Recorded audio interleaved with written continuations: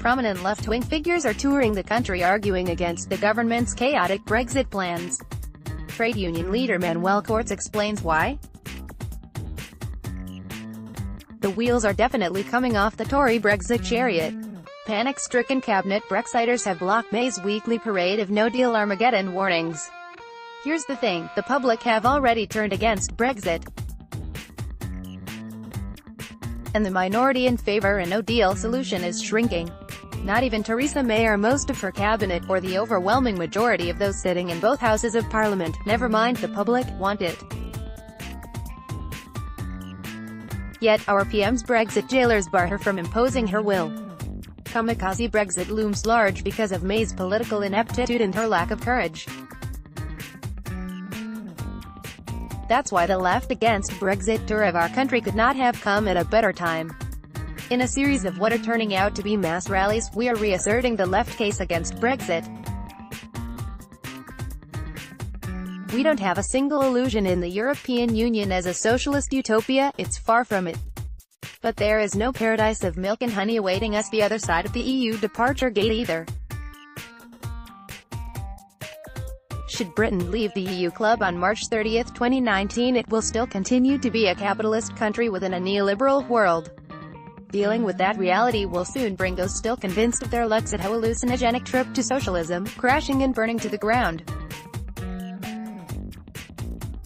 After Brexit, only party in town will then be thrown by the unholy trinity of Nigel Farage, Steve Bannon and Michael Gove.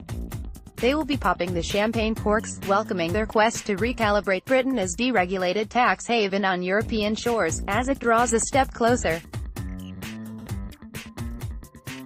The Lexit trip is more than just a fool's errand, it's a betrayal of our working class. As our economy suffers a deep Brexit shock, it will be ordinary people who will once again foot the bill with austerity policies deeper than anything we have yet seen. No doubt, Liam Fox will at some point return euphoric from securing a trade deal with Donald Trump which opens up our NHS for root and branch privatization. And the nasty rhetoric against migrants which was at the heart of the referendum will not abate. Britain after Brexit will become a more racist, more divided nation. Lexit paradise lost in a neoliberal dystopia. But it doesn't need to be this way.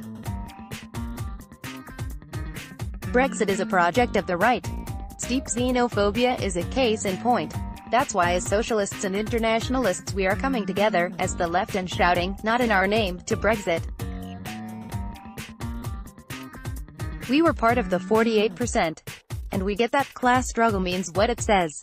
Which is why we are struggling against this Tory, anti-working class Brexit. We have no track with the racism of Farage and Bannon. Brexit is designed for the sole benefit of the rich, there is nothing in it for working people.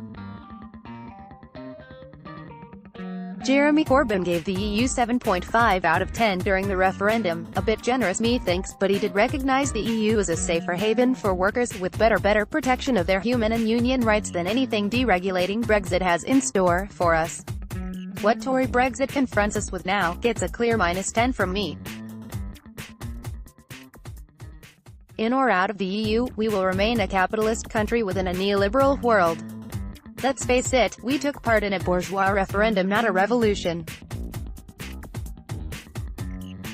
And its result has empowered the most reactionary segment of our capitalist class who see Brexit as an opportunity to further smash organised labour and the civilizing values of what's left of our welfare state.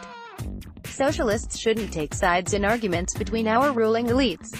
But because the outcome of this fight affects the fate of ordinary people, we must have our own demands.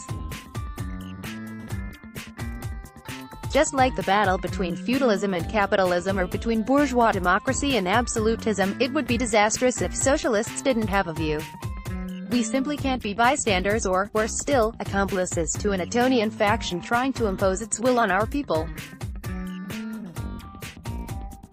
If we don't now engage in class struggle to stop Brexit, victory belongs with Farage, Bannon and Gove. It will mean further deregulation, even greater tax cuts for the rich, attacks on our welfare state, opening up our NHS to root and branch privatization, and a very nasty, hostile environment for migrants. No socialist phoenix will rise from Brexit ashes. That's why Brexit appeasement is not an option. Instead, we must argue passionately for a people's Europe. The 2017 Corbyn Manifesto for the Many lit a fire under the hopes of ordinary people across our continent. Like us, they too are clamoring for change. European Socialist and Social Democratic parties now look to us for inspiration. It's really not the time to abandon the EU ship. Let's have a popular vote on the deal and maintain our joint international struggle with our continental sisters and brothers to build a Europe for the many. Manuel Cortes is General Secretary of the Transport Salaried Staffs Association. Like this article? Sign up to Left Foot Forward's weekday email for the latest progressive news and comment, and support campaigning journalism by making a donation today.